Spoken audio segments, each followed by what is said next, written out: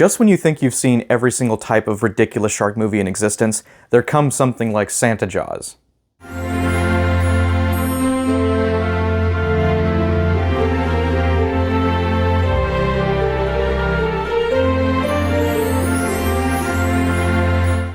Before we begin, I want to give a huge shout out to my friend Noah who recommended this movie. So, Noah, if you're watching this, thank you so much for recommending it to me, and I really hope that you will not be put on the naughty list for this one.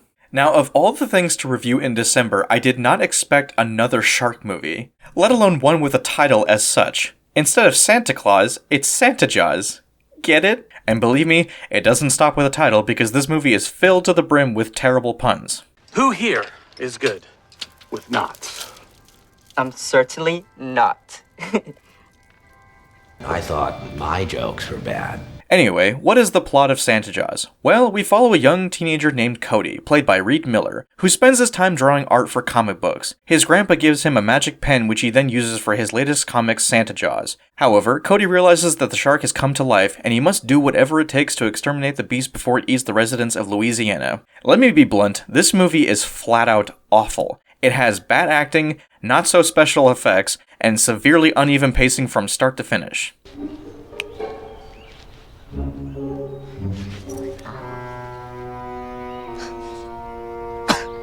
But you know me, I like to give everything a fair shake. So without further ado, let's go ahead and sink our teeth into Santa Jaws.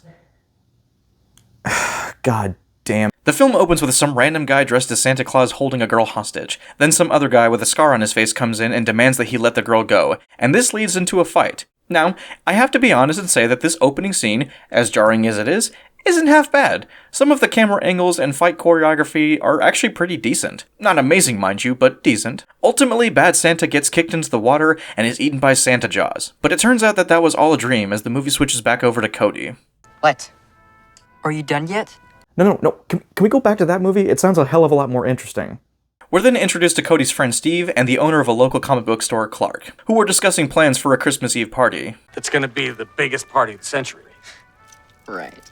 You see, they say that, but I can't recall a single moment beyond the main characters where we actually see another customer come in the store. We then switch over to Cody's residents, who are having family visiting from out of town. A lot of this scene primarily consists of back and forth banter between the characters, saying how the parents couldn't make the uncle's wedding, blah blah blah blah. There's frankly too many characters to list here, and a lot of them aren't really interesting, so I'm going to go ahead and label them what they actually are. Shark bait. Cody is then sent to his room over a drawing he made at school. Not for very long, however, because the next scene he's outside talking to his uncle, who encourages Cody to take his dream to the next level by going to New York. Yeah, no, I'd love to, but my mom would never allow that. I'm not really sure why they're having this conversation to begin with, because besides being brought up at least one more time later on in the movie, it really doesn't go anywhere. Not to mention, this is pretty much the only interaction that Cody has with his uncle throughout the entire movie, which I feel proves my point. Either way, Cody is given an early Christmas present from his grandpa, a wooden case with some vague writing on it, the inside of which holds an unusual, fancy pen. Now granted, I don't draw that much, so forgive my lack of knowledge, but this pen just looks like the most uncomfortable thing to use, right? It just looks so impractical, and it looks like it would start hurting your fingers just after a couple minutes of use. Cody wastes no time and immediately starts drawing with it, and if you were paying attention earlier on, this is how the shark is brought to life. I am curious though, where did the characters manage to find these magical, mystical objects? Did the grandpa find it at a pawn shop?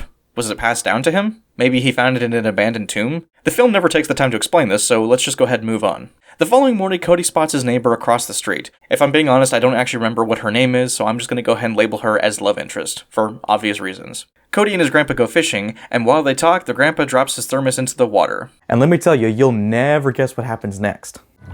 Cody! It's nothing new for most modern shark films, but the effects are just bad. They're not the worst I've seen, mind you, but they're still pretty damn bad. Cody rushes back home to warn his parents, and as you'd expect, they do nothing about it. We then have a long, drawn-out sequence of Cody eating candy and contemplating what he should do next. You can't just stay here and do nothing. I got Papa. Can't just sit here. We've got Ding out there. But what am I gonna do? Oh man, there's gotta be a way to extend this film's runtime somehow. Just think, damn it, think! Cody decides the best thing to do is to go and see Steve and Clark. I'm not really sure why, as they're not really experts on the matter, but who cares? Sure, Mr. Dreyfus. How big was the beast? 20 feet, maybe bigger. Oh, and let me guess, it has glowing red eyes like Rudolph's nose? They obviously don't believe him, so he takes Steve to the fishing location to prove it. The only thing they find, however, is his grandpa's thermos. What has teeth that size? Okay, admittedly, it is a bit of a stretch to assume that there actually is a shark that's swimming through the cold waters of the Louisiana River that has glowing red eyes and a Santa hat, but the second that you see a crushed thermos, now all of a sudden you believe it's there? What? Cody decides that he needs to get the comic back in order to stop the shark, but it turns out that Clark gave it away to a customer. And you might be wondering who that customer actually is. Hi, Mary. Right. Love interest explains that she left the comic inside her dad's boat, so she offers to take them to it. That would be great. That'd be awesome. It's only like a 12-minute jog. For the love of God, just please do not show the entire sequence and I will be a happy camper. Regardless, the group gathers at the comic book shop and devises a plan to kill the shark. Clark even provides some equipment for them to use. Steve explains that the shark is attracted to anything involving Christmas, so they use some music to lure it. And once it gets close enough, we realize just how bad they are at using spears and crossbows.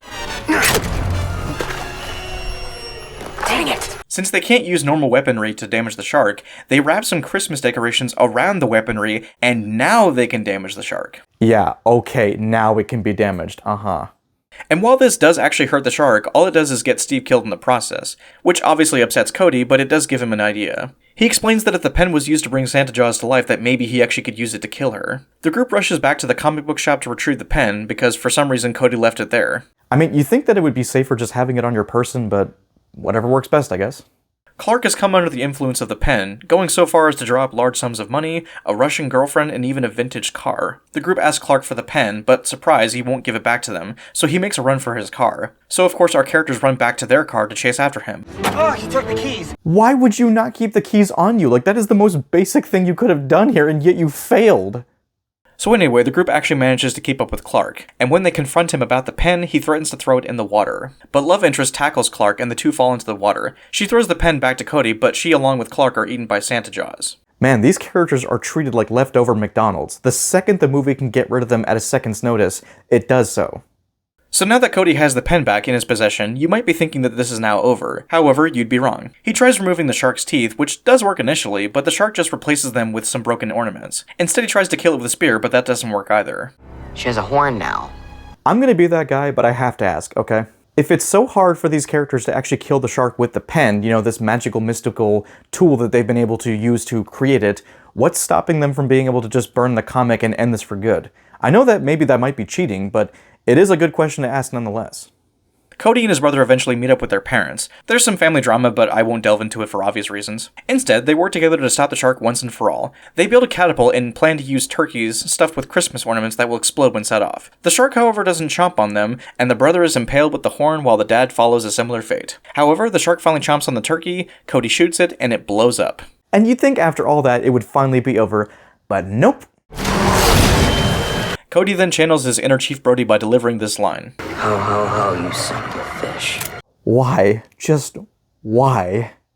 So yeah, Cody takes a lighter and finally burns the comic, and this does in fact kill the shark, which is kind of a somber ending considering that all his family and friends are dead, but at least it's over. Wait, what? This entire movie was just one long dream sequence? Are you fucking serious? Well, either way, Cody goes downstairs to find his family opening gifts, and shortly after he goes to see love interest, who exchange not only the comics, but some awkward dialogue. The movie ends with Cody burning the copy of Santa Jaws, but he keeps the pen just in case. Which I guess might leave it open for a sequel, but I don't know. I mean, if I had the money and the budget and the resources to do so, I would write my canonical sequel to Frankendoodle from SpongeBob. But in any case, that was Santa Jaws, and holy shit, this movie is something. Admittedly, there are some things about this movie that I do find redeemable. For starters, the lighting and shot composition weren't half bad. I've seen many shark films in my time, and while it might not seem like a big deal, the way that a film looks can actually improve the experience. So for what it's worth, it's not the worst looking shark film I've seen, far from it. I also thought it was a nice change of pace setting the film in Louisiana. The scenery was nice, and you could tell there was a genuine attempt at making the town look and feel very Christmas-like. Now, yes, obviously Santa Jaws is pretty bad overall. The movie does some things well, but it is fundamentally broken in many areas. The acting hardly even passes as average, the tone is inconsistent, the pacing is all over the place, the special effects are subpar, and the dialogue is unnatural and cringy as hell. The premise is pretty ridiculous, and while you might have to slog through a lot of the bad elements to witness the funny scenes, in the end I did have fun. The movie could be more fun if you had friends or family along with you, but ultimately I watched it on my own as I usually do.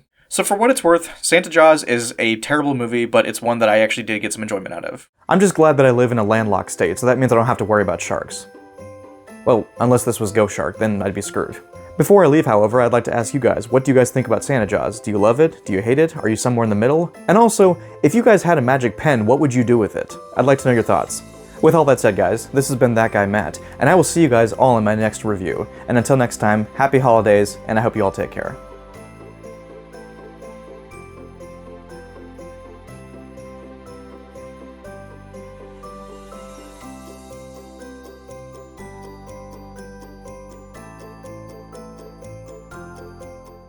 Sometimes you just gotta jump the shark.